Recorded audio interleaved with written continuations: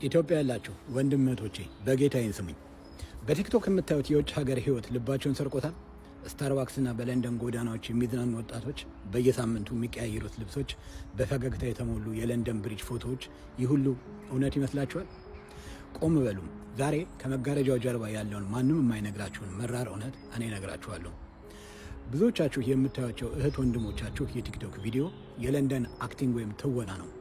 እነዚህ በፎቶ የምታዩቸው ወገኖቻችሁ ከጀርባቸው ከባድ ብቸኝነትን የተሸከሙ፣ ብዙዎቹም ከመንግስት ድጎማ ያልተላቀቁ፣ ለአንድ ቀን ቪዲዮ ተብሎ የተቆጠበ ገንዘብ ይዘው የሚታዩ እንጂ እውነተኛ ህይወታቸው እንደ ፎቶ ያሸበረቀ አይደለም። ሀገር ቤት መጥተው አክት የሚያደርጉበት ገንዘብ በብዙ ሰዓት የጉልበት ስራና ላብ የቆጠቡት ጥሪት ነች። ወደ እናንተም ሲመጡ የመንግስት ድጎማው እንዳይቀር ብዙ ምክንያቶችን ደርድረው ወይም ተደብቀው ነው። ካላመናችሁ ሲገቡና ከ10 ቀን በኋላ ያላቸውን የገንዘብ አወጣት ተመልከቱ። ስልካቸውን አይተው ከደነገጡ ከመንግስት የት ናችሁ የሚል ኢሜል ደርሷቸዋል ማለት ነው። እውነተኛው ህይወት እንደምታዩት ምቾትም መረጋጋትም የለውም። በእርግጥ ጠንካሮች፣ ከመንግስት የቤትም የዳቦም ጥቅም የማይፈልጉ፣ በክንዳቸው የሚተማመኑ፣ ከሀገር ለመውጣትም የመንግስትን ፈቃድ የማይጠብቁ ጀግኖች አሉ። አዝናለሁ ይህን ስናገር። እነዚህ በቁጥር ከ10 2ቱ ቢሆኑ ነው። ስሙኝ በጌታ።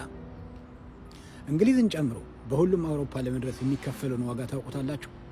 በጫካና በባህር ላይ የሚደረግ የሞት ጉዞ፣ በደላሎች እጅ የሚደርስ ድብደባና ወሲባዊ ጥቃት፣ ይህ ሁሉ የሚጥለው የአእምሮ ጠባሳ ለአብዛኞቹ እስከ ዕድሜ ልክ ይከተላቸዋል።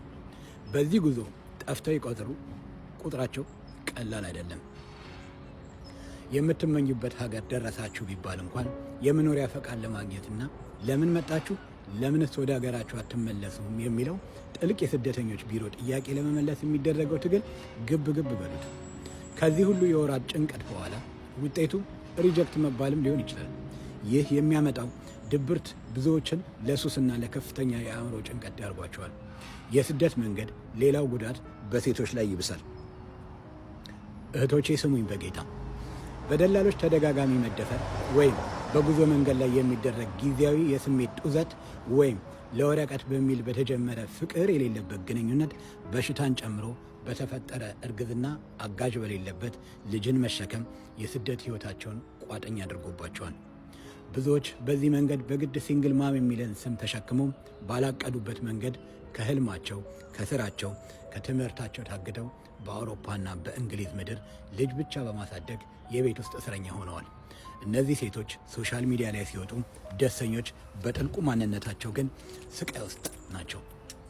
ክቡር የሆነው ትዳር ያላቸው ጥንዶች ኑሮን ታቀላላችሁ በሚል የከንቱ መካሪዎች ድምፅ ሰምተው ለተጨማሪ ጥቅም ፍለጋ ትዳራቸውን በመስዋዕትነት የከፈሉበት ነው ስደት።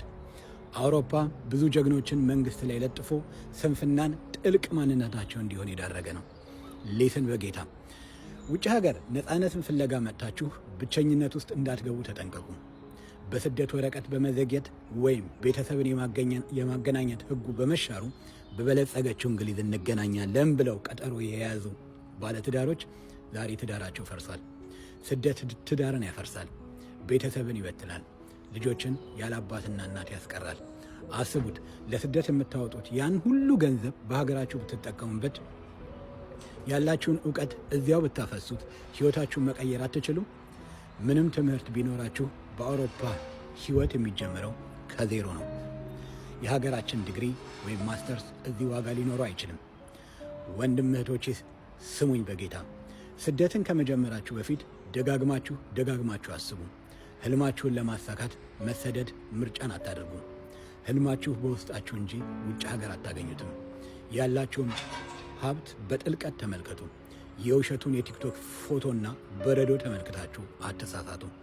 ታናናሾቼ ስሙኝ በጌታ። ስለምወዳችሁ አልዋሻችሁም። ንብረትን ሸጣችሁ ለመውጣት ያሰባችሁ ጥንዶች ትጸጸታላችሁ። ዕድሜያችሁ ህልማችሁን በባዕድ ሀገር አይባከን። ይህ የሚወዳችሁ ሞታችሁን፣ ህመማችሁን ማየት የማይፈልገው ወንድማችሁ ድምፅ ነው። እንዲህ ከሆነ ለምን አትመለሱም እንደምትሉ አውቃለሁ። ክርክሩን ትታችሁ ወደ ውስጣችሁ ተመልከቱ። ሀብት ውስጣችሁ ውስጥ አለ። ለምን የሚለውን ሌላ ቪዲዮ ሰራላችኋለሁ። አመሰግናለሁ። ታንኪዩ